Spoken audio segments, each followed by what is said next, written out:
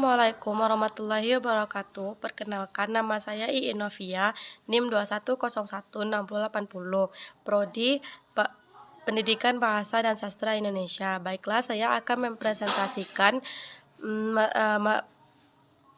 dari mata kuliah Teori Pembelajaran Bahasa Indonesia yang berjudul Metode Pembelajaran Bahasa yang dilatar belakangi oleh psikologi tradisional, behavioristik, kognitivistik, dan humanistik. Baiklah, langsung saja ke materi. Pertama yaitu metode pembelajaran bahasa yang dilatar belakangi oleh psikologi tradisional. Pertama, tokoh dan ide utama psikologi tradisional. Yang dimaksud dengan psikologi tradisional adalah psikologi yang konsep-konsep tidak didasarkan atas penerapan metode ilmiah. Pertama, menurut Francis Bacon adalah seorang negarawan Inggris, filosof, dan ahli ilmu alam. Mengenai pandangan ilmu alam, mengenai pandangan hidup tentang alam, Bacon menyatakan bahwa alam harus dikuasai oleh manusia. Metode yang terbaik bagi manusia adalah metode induksi. Manusia adalah metode induksi dengan mengadakan percobaan atau eksperimen-eksperimen. 2. Menurut John Locke, seorang tokoh filosof dan pendidikan, ajaran yang terkenal disebut dengan tabula rasa. Ia berpendapat bahwa sekolah hendaknya ditunjukkan untuk kepentingan pendidikan anak. 3. John Jacques Rousseau. Menurut Rousseau, seluruh manusia pada dasarnya memiliki kodrat sebagai makhluk yang baik. Apabila manusia itu buruk, maka masyarakatlah yang menyebabkannya. B. Metode bahasa terjemahan. 1. Sejarah singkat. Hingga abad ke-15, bahasa Latin merupakan bahasa yang paling banyak dipakai dalam bidang-bidang pendidikan, keagamaan, komersial, dan lain sebagainya. Meskipun pemakaian bahasa Latin mulai menurun dan pengajaran bahasa Latin di lembaga pendidikan formal juga semakin menurun, analisis gramatikal dan retorik bahasa Latin menjadi model pembelajaran bahasa asing sejak abad ke-15 sampai dengan abad ke-17. Pada abad ke-17, bahasa Latin dipandang sebagai bahasa modern, dan pada awal abad ke-21, pendekatan didasari oleh pembelajaran bahasa Latin ini menjadi acuan standar bagi pembelajaran bahasa asing di sekolah-sekolah. Metode tata bahasa tumbuh dan berkembang di kalangan pakar-pakar pembelajaran bahasa Jerman. Tujuannya agar siswa dapat mengetahui segala sesuatu yang berkaitan dengan sesuatu dan pengetahuan tersebut hendaknya melebihi objek itu sendiri. 2. Landasan teori kebahasaan. Teori linguistik tradisional sama halnya dengan psikologi tradisional, bersifat spekulatif karena sangat kental dipengaruhi oleh pemikiran kefilsafatan baik di idealisme maupun materialisme. 3. Landasan teori pembelajaran. Landasan teori pembelajaran yang digunakan dalam penyusunan MTBT juga tidak jelas. Psikologi juga belum dikaji secara ilmiah. Jadi, psikologi yang mempengaruhi penyusunan MTBT juga psikologi tradisional, terutama empirisme. 4. Rancang bangun metode. Ada 7 karakteristik. Yang pertama yaitu tujuan belajar bahasa asing adalah agar seorang dapat membaca teks-teks bahasa asing, mengembangkan disiplin mental dan intelektual yang diharapkan sebagai efek logis dari hasil pembelajaran bahasa asing tersebut. 2. Fokus utama pembelajaran bahasa adalah membaca dan menulis. 3. Memilih kosakata yang belajarkan semata-mata didasari oleh teks-teks bahasa asing yang dibelajarkan. 4. Kalimat merupakan unit pusat pembelajaran bahasa dan penerjemahan. 5. Penekanan pembelajaran juga diletakkan pada keakuratan. 6. Tata bahasa diajarkan secara deduktif, yaitu melalui penetapan penguasaan kaidah ketatabahasaan pada tahap pertama, kemudian pada tahap berikutnya. 7. Siswa penutur asli bahasa. Target merupakan media pembelajaran bahasa asing. 4. Pengembangan pola interaksi belajar mengajar dalam penerapan metode tata bahasa. Pada interaksi belajar mengajar dalam penerapan MTBT jelas bersifat satu arah. Guru merupakan pusat pembelajaran, sedangkan siswa sebagai objek yang harus menempuh kegiatan belajar. C. Metode langsung, direct method. 1. Sejarah singkat. Sejak tahun 1880, pakar-pakar linguistik seperti Henry Sweet dari Inggris, Wilhelm Vitro dari Jerman, dan Paul Paci dari Prancis mulai menekankan perlunya organisasi profesi intelektual untuk mengembangkan ide-ide pembaharuan yang memiliki kreativitas yang tinggi. Mereka memulai menetapkan kembali pentingnya pengkajian tentang fenotik, fonetik, atau analisis pendeskripsian secara ilmiah terhadap sistem-sistem bunyi dalam kajian linguistik. Pada tahun 1886 didirikan Asosiasi Fonetik Internasional atau The International Phonetic Association. Ada beberapa tujuan pendirian IPA, yaitu pertama, menelaah bahasa, ucapan, atau lisan. Dua, mengembangkan pelatihan di bidang fonetik agar siswa memiliki kebiasaan pengucapan yang baik secara mapan. Tiga, pengembangan penggunaan teks-teks percakapan dan dialog-dialog untuk memperkenalkan frase-frase percakapan dan idiom-idiom atau majas.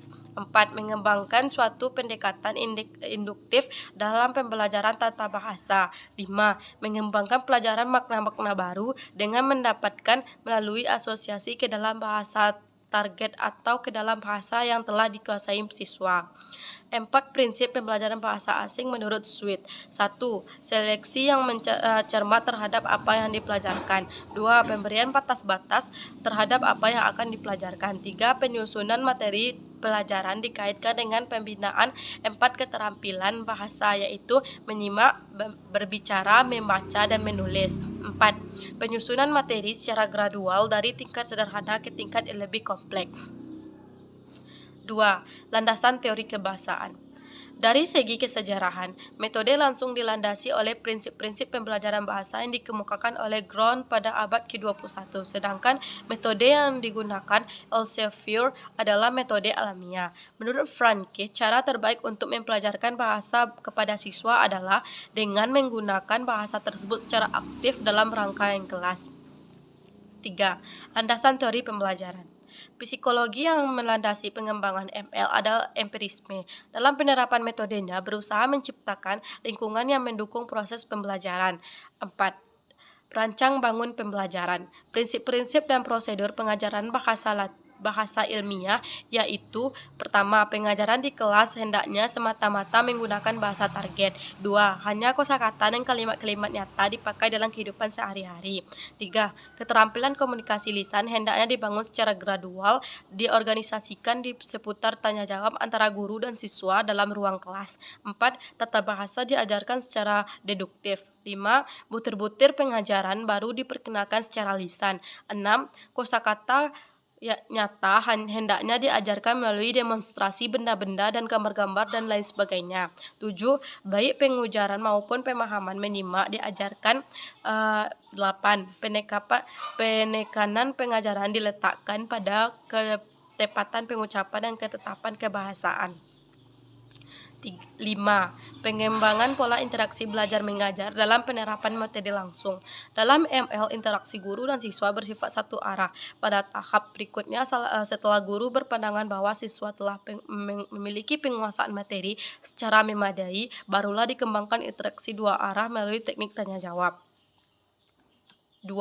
Metode pembelajaran bahasa yang dilatar belakangi psikologi behavioristik.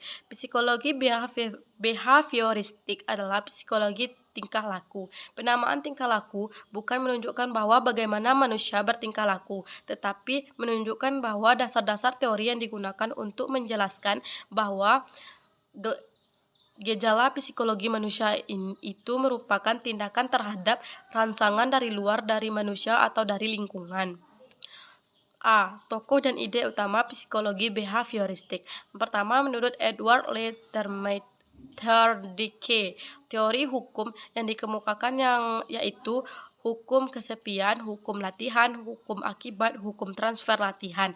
2. Menurut Ivan Pavlov, konsep yang dikemukakan yaitu perangsang tak bersyarat, perangsang bersyarat, respon tak bersyarat, respon bersyarat. 3. Menurut B.F. Skinner, mengemukakan konsepnya yaitu kontrol tingkah laku, modifikasi tingkah laku, penguatan, hadiah, hukum, dan pemudaan. 2. B. Metode audilingual. 1. Sejarah singkat. Memasuki Perang Dunia II, Amerika Serikat mengembangkan metode pembelajaran asing yang kemudian dikenal sebagai bahasa asing, kemudian dikenal dengan nama metode audilingual. 2. Landasan teori kebahasaan. Metode audilingual yang dipelopori oleh dua tokoh tersebut juga melandasi penyusunan metode pembelajaran bahasa sesuai dengan konsep-konsep pemberian linguistik struktural. Moulton mengungkapkan 5 konsep tentang bahasa, yaitu pertama, bahasa adalah ajaran.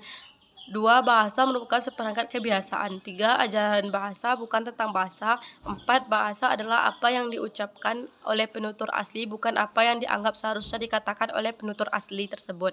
5. Struktur suatu bahasa tidak sama dengan bahasa lain. 3. Landasan teori pembelajaran.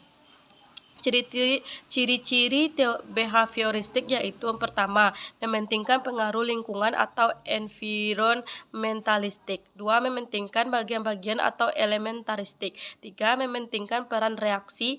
4. Mementingkan mekanisme terbentuknya hasil belajar. 5. Mementingkan pengalaman masa lalu. 6. Mementingkan pembentukan kebiasaan. 7. Dalam pemecahan permasalahan, manusia dipandang menggunakan konsep trial and error atau mencoba dan salah, yaitu proses mencoba-coba, menemukan kesalahan, dan pada akhirnya menemukan suatu yang benar. 4. Rancang bangunan metode. Pertama, yaitu tujuan pembelajaran. Tujuan jangka pendek dirumuskan dalam 4 tahap, yaitu pertama, pengembangan kemampuan reseptif eduktif siswa melalui latihan-latihan menyimak. 2. Pengembangan kemampuan siswa memproduksi wawancara. 3. Pengembangan kemampuan. 4. Pengembangan kemampuan mengarang. Guru berperan sebagai model utama penutur bahasa target. Kemenonjolan peran guru dalam penggunaan metode audilingual menyebabkan materi pembelajaran berkurang fungsinya. Materi pembelajaran dalam bentuk buku ajar atau buku teks disusun berdasarkan hasil analisis pemikiran kebutuhan siswa yang dipelajari oleh bahasa target dan lain sebagainya. 5. Pengembangan pola interaksi belajar dalam penerapan metode audilingual. Pola IBM yang berkembang dalam penerapan MA cenderung tidak jauh berbeda dengan pola IBM dalam penerapan MI. Dalam MA terutama dengan dikembangkan teknik tanya jawab dan penguasaan interaksi guru siswa bersifat satu arah dan lain sebagainya. 6. Metode Sugestopedia. 1. Sejarah singkat. Sugestopedia merupakan suatu metode yang dikembangkan oleh pakar psikologi dari Bulgaria, yaitu negara yang terdapat di Eropa Timur. Metode ini dikembangkan oleh George Lozanov, seorang pakar psikologi namun juga pakar di bidang pendidikan, psikiater, dan ahli fisika. 2. Landasan teori kebahasaan. Dalam Sugestopedia, Lozanov tidak membicarakan teori bahasa. Ia tidak begitu memperhatikan asumsi-asumsi mengenai unsur-unsur bahasa secara organisasi. 3. Landasan teori pembelajaran. Komponen yang dapat dianggap sebagai tempat beroperasinya disugesti serta sugesti dan merupakan jalan masuk bagi cadangan 6, yaitu A. Wibawa, B. Sifat kekanak-kanakan, C. Sumber ganda, D. Intonasi, irama, dan konser pseudo-pasif. 4. Rancang bangun metode. Terbagi menjadi tujuan, silabus, tipe-tipe kegiatan pembelajaran dan pengajaran, peran pelajar, peran pengajar, peran materi pembelajaran, prosedur penerapan metode Sugestopedia. 5. Pengembangan pola interaksi belajar dalam penerapan metode Sugestopedia.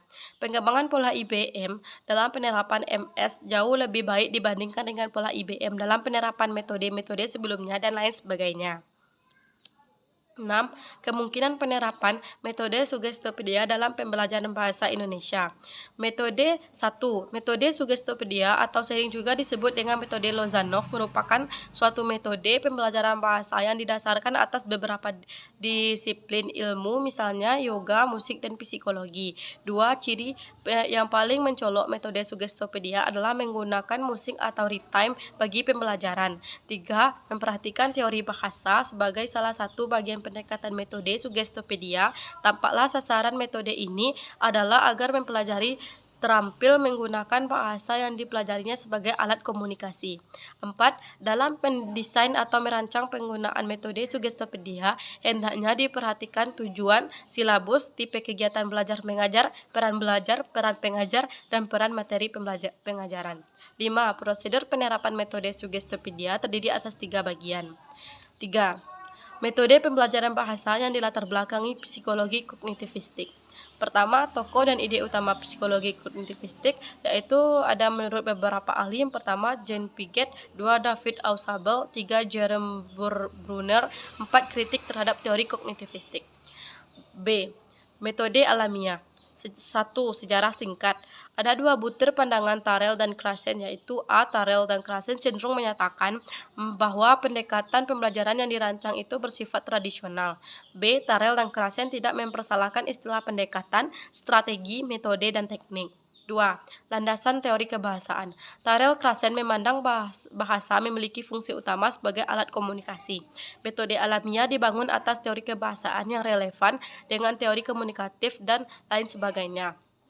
3. Landasan teori pembelajaran. Pertama, hipotesis pemerolehan atau pembelajaran bahasa. 2. Hipotesis pemantauan. 3. Hipotesis urutan alamiah. 4. Hipotesis masukan. 5. Hipotesis saringan efektif. 4. Rancangan bangunan metode. A. Tujuan: mengembangkan kemampuan siswa atau individu mendayagunakan bahasa secara fungsional dalam situasi yang telah direncanakan. B. Silabus. Menurut Krashen dan Tharel menggunakan 2 sudut pandang, yaitu pertama, tujuan-tujuan dasar komunikasi personal menyimak. Kedua, keterampilan dasar komunikasi personal menulis. 3. Keterampilan belajar akademik lisan. Keterampilan belajar akademik tertulis. 2. Tujuan pembelajaran bahasa akan bervariasi sesuai dengan kebutuhan dan minat siswa. C. Tipe-tipe kegiatan pembelajaran dan pengajaran. Sejak awal penerapan metode alamiah, penekanan pembelajaran terletak pada penyajian masukan yang terpengaruhi dalam bahasa target. Jadi kadang-kadang penerapan metode alamiah ini mirip dengan metode respon fisik total. D. Peranan pembelajaran. Peranan siswa dalam pembelajaran membangun tanggung jawab, yaitu pertama, mengembangkan informasi berkaitan dengan tujuan-tujuan khusus yang hendak dicapai. 2. Mengambil peran aktif dalam memahami masukan-masukan yang diberikan guru atau lingkungan. 3. Memutuskan sendiri kapan memulai mengembangkan kemampuan produktifnya. 4. Ketika dalam pembelajaran dilaksanakan latihan-latihan. E. Penerapan pengajar. 1. Guru merupakan sumber primer pengadaan masukan-masukan yang terpahami bagi siswa dalam kelas. 2. Guru bertanggung jawab untuk menciptakan dan memelihara iklim kelas sehingga terjalin hubungan antara siswa dan antara guru siswa ramah serta tidak menimbulkan ketegangan dan kecemasan. 3. Guru bertanggung jawab untuk menciptakan sebagai aktivitas pembelajaran dalam kelas sehingga menarik minat siswa. F. Peranan materi pembelajaran adalah pencetus aktivitas komunikasi dalam kelas sesuai dengan konteks dan aspek-aspek ekstra linguistiknya sehingga aktivitas itu merupakan maksudnya yang berarti dan terpahami siswa. G. Prosedur pembelajaran. 1. Diawali dengan pendayagunaan metode respon fisik total. 2. Menggunakan metode respon fisik total. 3. Menggunakan metode respon fisik total. 4. Menggunakan metode komunikatif. 5. Menggunakan metode langsung. 6. Guru mengkombinasikan metode respon fisik total dan metode langsung. 7. Mengkombinasikan metode respon fisik total dengan metode komunikatif. 8. Guru mendayagunakan gambar-gambar dalam majalah tadi untuk memancing aktivitas produktif. 5. Pengembangan pola interaksi belajar mengajar dalam peranan metode alamiah. 1.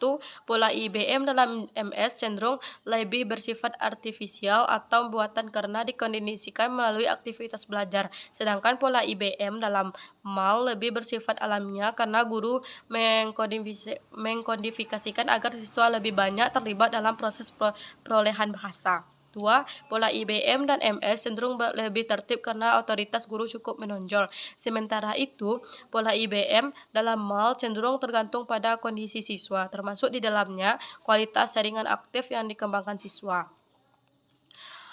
B. Metode Potensi komunikatif. Nunan mengungkapkan bahwa untuk memahami pendekatan komunikatif hendaknya dipedomani 8 hal, yaitu sebagai berikut. Pertama, teori bahasa yang aktual meyakini bahwa pada hakikatnya bahasa itu merupakan suatu sistem untuk mengekspresikan makna. 2. Teori belajar yang aktual didasarkan pada anggapan bahwa proses belajar bahasa lebih efektif apabila diajarkan secara informal melalui komunikasi langsung di dalam bahasa yang sedang dipelajari. 3. Tujuan yang hendak dicapai dalam pembelajaran yang berdasarkan pendekatan komunikatif merupakan tujuan yang lebih mencerminkan kebutuhan siswa. 4. Silabus harus disusun searah dengan tujuan pembelajaran. Yang harus diperhatikan terutama adalah kebutuhan para pelajar. 5. Tipe kegiatan pembelajaran dipanjangkan dalam situasi komunikasi nyata dan dapat berupa kegiatan tukar informasi, berupa kegiatan negosiasi makna atau kegiatan berinteraksi. 6. Peranan siswa tidak hanya harus menguasai bentuk-bentuk bahasa, tapi sekaligus menguasai bentuk-bentuk dan makna-maknanya dalam kegiatan dengan konteks pemakaiannya. 7. Hendaknya mampu mengemban peran sebagai fasilitator proses komunikasi, partisipan tugas dan teks, menganalisis kebutuhan, konselor, dan manajer proses pembelajaran. 8. Materi pembelajaran hendaknya disusun dan disajikan dalam peranannya sebagai pendukung usaha dalam tidak komunikasi yang menyatakan materi berfungsi sebagai sarana yang sangat penting dalam rangka mencapai tujuan pembelajaran. 1. Pengertian dan konsep pendekatan komunikatif. Konsep kompetensi komunikatif diangkat dari dikotomi Chomsky yang membedakan komponen bahasa menjadi 2 bagian, yaitu kompetensi dan performasi atau untuk perbuatan. Chomsky membedakan konsep performansi dan kompetensi dalam 2 versi, yaitu versi kuat dan versi lemah dan lain sebagainya. 2. Latar belakang perkembangan pendekatan pembelajaran bahasa komunikatif. Menurut Irman, pemunculan dan pendekatan pembelajaran bahasa komunikatif dilatar belakangi sekurang-kurangnya oleh 3 disiplin. Ketiga disiplin yaitu pertama, psikologi khususnya psikologi belajar. Kedua, linguistik khususnya linguistik deskriptif. 3. Sosiolinguistik dan psikolinguistik. Ali mengemukakan asumsi-asumsi psikologi yang melatar belakangi pertumbuhan dan perkembangan pendekatan komunikatif sebagai berikut. 1. Keseluruhan lebih berarti dari penjumlahan bagian-bagian. 2. Belajar adalah tanggung jawab siswa. 3. Bagaimana kita sebenarnya belajar bahasa sehingga mahir. Hal ini terjadi secara tidak sadar. 4. Belajar akan lebih efektif jika siswa mengetahui apa yang dilakukan dan mengapa hal itu dilakukan. Sebab sikap memegang peran penting dalam keberhasilan belajar. 5. Tidak semua kesalahan merupakan kesalahan. 3. Penerapan pendekatan pembelajaran bahasa komunikatif dalam proses belajar bahasa Indonesia. A. Ciri-ciri penerapan pendekatan pembelajaran komunikatif. 1. Makna merupakan hal yang penting. 2. Percakapan selalu digunakan harus berpusat di sekitar fungsi-fungsi komunikatif dan tidak dihafalkan secara normal. 3. Kontekstualisasi merupakan premia utama. 4. Belajar bahasa berarti berkomunikasi. 5. Komunikasi efektif dianjurkan. 6. Latihan penubian. 7. Ucapan yang dapat dipahami sangat diutamakan. 8. Setiap alat bantu para pelajar diterima dengan baik dan lain sebagainya. B. Peran pembelajar dalam proses belajar mengajar. Ciri-ciri pembelajaran sesuai dengan konsep pendekatan pembelajaran komunikatif sebagai berikut. 1. Selalu berkeinginan untuk menafsirkan suatu cara tepat. 2. Berkeinginan agar bahasa yang digunakan selalu komunikatif. 3. Pembelajaran tidak merasa malu jika berbuat kesalahan dalam berkomunikasi. 4. Selalu menyesuaikan bentuk dan makna dalam berkomunikasi. 5. Frekuensi latihan berbahasa relatif tinggi. 6. Selalu memantau ujarannya sendiri dan ujaran penutur lainnya dilahirkan tersebut berterima dalam masyarakat bahasa. C. Peran guru dalam belajar mengajar. Chadlin menyebutkan dua peran guru dalam proses belajar mengajar berdasarkan pendekatan komunikatif, yaitu A. Pemberi kemudahan dalam proses komunikasi antara sesama partisipan dalam kelas dan antara partisipan dengan kegiatan pembelajaran serta teks atau materi. B. Sebagai partisipan mandiri dalam kelompok belajar mengajar. D. Metode belajar bahasa berdasarkan pendekatan komunikatif. Menurut Henry Guntur Taringan, metode-metode pembelajaran bahasa komunikatif yang mengacu pada tingkat prinsip-prinsip tersebut adalah A. Prinsip komunikasi, B. Prinsip tugas, C. Prinsip kebermaknaan. Peranan materi pembelajaran. Ada 3 jenis materi yang perlu dipertimbangkan sebagai bahan pembelajaran, yaitu A. Materi berdasarkan teks, B. Materi berdasarkan tugas, C. Materi yang berdasarkan bahan otentik. 4. Pengembangan pola interaksi belajar mengajar dalam penerapan metode komunikatif. Komunikasi antara guru siswa, siswa-siswa bahkan guru siswa masyarakat berkembang sangat optimal. Hal ini disebabkan oleh 3 hal utama, yaitu pertama, PK dikemukakan untuk menjembatani kenyataan fungsi bahasa sebagai alat komunikasi di luar kelas dengan di dalam kelas. 2. Peran materi pembelajaran sebagai alat pemicu pembelajaran sebagai alat pemicu proses belajar mengajar, bukan sebagai bahan yang harus dihafal siswa. 3. Peran aktif antara guru dan siswa sangat demokratis. 4. Metode pembelajaran bahasa yang dilatar belakangi psikologi humanistik. Dari keempat teori psikologi, teori humanistik inilah yang paling abstrak, yang paling mendekati dunia filsafat daripada dunia pendidikan. Baiklah, sekian presentasi dari PPT saya. Saya akhiri. Assalamualaikum warahmatullahi wabarakatuh.